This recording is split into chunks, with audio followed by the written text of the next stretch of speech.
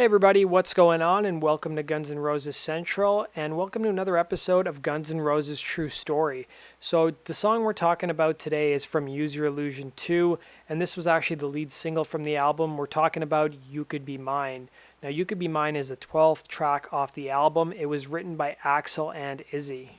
Now, You Could Be Mine is a track that dates back to before Appetite for Destruction. If you guys actually look at the liner notes for Appetite for Destruction, you'll see a reference to You Could Be Mine in there. So it was kind of foreshadowing that we'd see You Could Be Mine on a later Guns N' Roses album. And on the Illusions records, they actually have Ain't It Fun written in the liner notes as well, foreshadowing that song's appearance on the Spaghetti Incident. Now, Slash talked about the origins of the song. So recounting the first pre-production session to Appetite for Destruction, he said, "We booked ourselves at SIR Studios with Mike Klink on board. The band felt free to be ourselves. At our very first pre-production session, we started writing what would later become You Could Be Mine. We weren't in there to write new material, but we were so comfortable that it just came to us." He also said You Could Be Mine was another track that wasn't new. It was written during the Appetite sessions, and I always felt it should have been on that album because it is more reminiscent of that time than anything else on Use Your Illusion albums. Now, Slash talked a bit more about the song in an interview he did with Total Guitar Magazine in July of 2011. He said that song, referring to You Could Be Mine and Perfect Crime, we started writing when we were doing pre-production for Appetite. You Could Be Mine was one of those Izzy riffs, and as always with Izzy, he would play something and it would catch my ear, and I'd play along, but in my own sort of style. That song didn't change at all when they recorded it for Use Your Illusion, apart from the fact that I used a tremolo bar. Now, according to an interview that Duff did back in October of 1988, You Could Be Mine had a couple different names. At one point, it was called Cocaine Talking. So he said, "We don't do drugs, but we drink a lot. A lot of the drug rumors about us started because we have a song called Cocaine Talking on the album. But that song's not about our experiences with the drug. If you listen to the lyrics, it's about how all these nice young girls in LA can't do anything before they do their coke. The song's definitely not a pro-cocaine song. It's about how this shit really fucks up your head."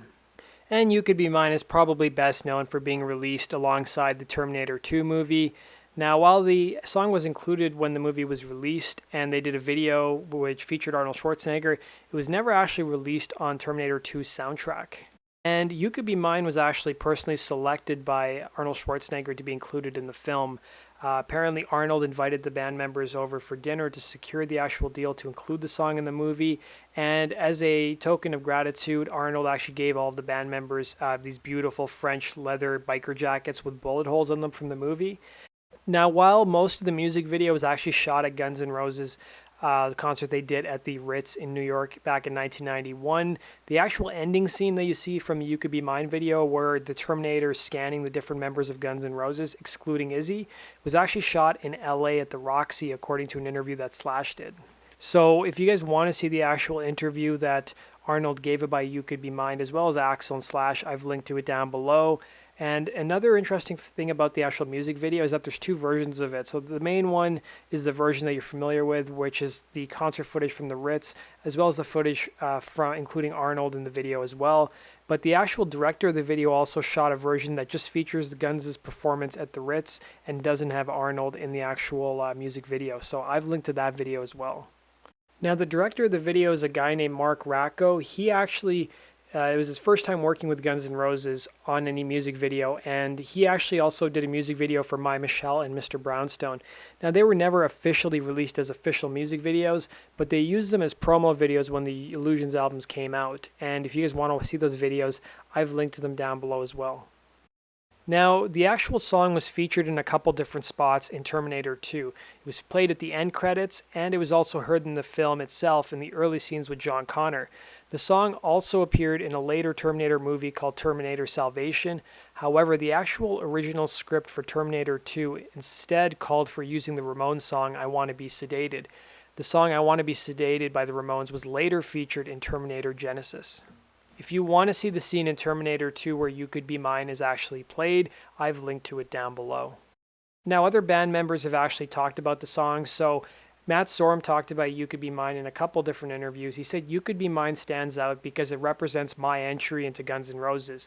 I remember I had this punk rock rolling beat at the top, and by accident, I put that fill on. I threw it in because I was a huge fan of Terry Bozzio, and he had that fill about 10 million times faster. And he also talked about how You Could Be Mine is one of his favorite songs to play live. He said that's so fun to play as a drummer. It's a lot of fun. That one's like shifting in a car. You're peeling out, then you hit a low gear, then you're cruising.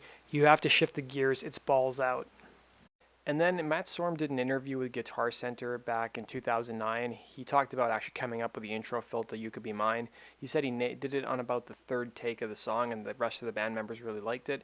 And he said he knew he had made it when he was watching Sunday Night Football, and they showed a highlight of a guy catching a pass, and then they played the intro to You Could Be Mine. He's like, that's when you know you've made it, is when you make Sunday Night Football.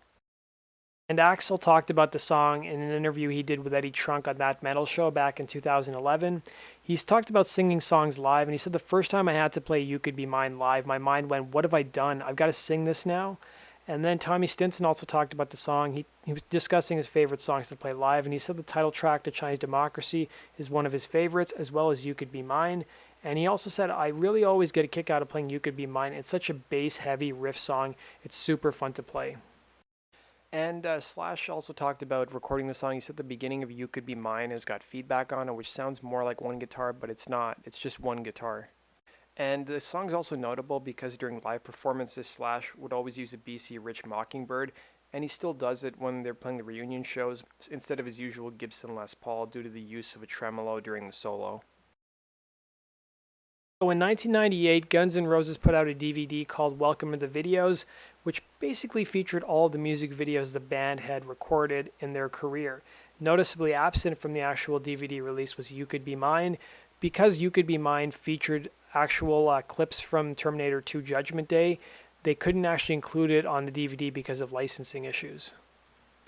And the video was also not included on any of the DVD releases of Terminator 2 Judgment Day, although it was included with a special double tape edition of the film released on VHS back in 1993.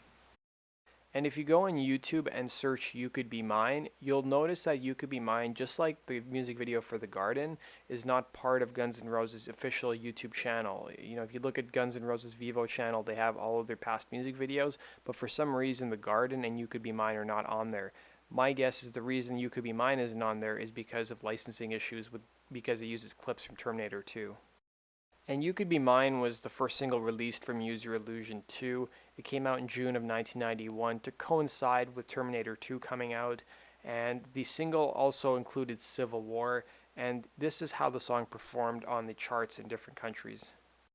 So it reached number 2 on the mainstream rock charts in the US, and then it reached number 29 on the US Billboard Hot 100, and of course the video received a lot of airplay on MTV when it came out. So You Could Be Mine has been a staple of pretty much every Guns N' Roses show since 1991. There's a few exceptions here or there, but the actual first time it was performed live was at Rock in Rio back in January of 1991, and the actual music video was filmed at the Ritz in New York back on May 16th of 1991, and just before they performed the song at the Ritz, Slash told the crowd they're filming a video for You Could Be Mine for the new Terminator 2 movie, and after You Could Be Mine, Axl asked the crowd, have you heard of the expression break a leg? Well, I think I just did. So there was actually a famous photo in Robert John's book, A Photographic History, where Axl's like jumping super high up in the air. But after that photo was taken, Axl actually landed pretty hard on his foot and injured his heel. And for the next several concerts, he actually had to wear a cast, which you can see here. And coincidentally enough, after Guns N' Roses' first show in 25 years with Slash and Axl and Duff, Axl injured his foot again and had to wear a cast at the beginning of the 2016 tour. And the live version is also notable because it features amended lyrics to the line, and I leaving you lying on the bed, and then Axl would add, with your ass in the air.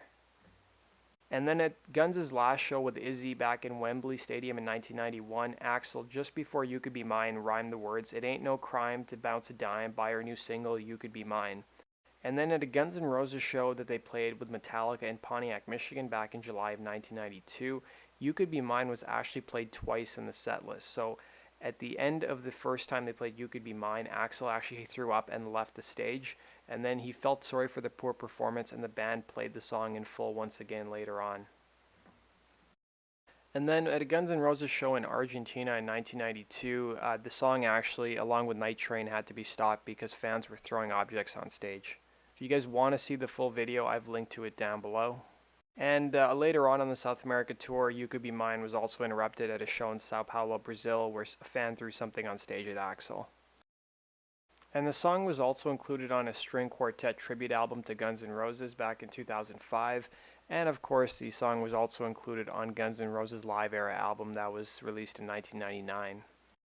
And it was also included on the live DVD of the Use Your Illusion tour that was released from their performance in Japan. And actually, the live performance on Live Era is actually taken from the performance that they did in Japan in 1992. And then now let's look at where the actual song ranks on the best to worst Guns N' Roses song list. So according to Medium.com, it ranks number 10th on their list, and it's actually the same position that it took on the Spin.com list of the best to worst Guns N' Roses song list. However, Guitar World wasn't as generous to the song, so they only ranked the Use Your Illusion songs, and according to them, it ranks 21st out of 30 songs on their list. So that does it for this episode, guys. I hope you guys enjoyed it. Let me know what your thoughts are on You Could Be Mine. Where does it rank on your list? And what interesting facts did you guys learn that maybe you didn't know before? So hit the like button if you guys enjoyed the contents of this video. And be sure to hit the subscribe button to my YouTube channel if you guys want to stay up to date on all things Guns N' Roses. And if you want to see more retrospectives like this. And be sure to follow me on Facebook and Twitter. The links to my social media accounts are down below. Thanks for watching, guys, and have yourself a good day.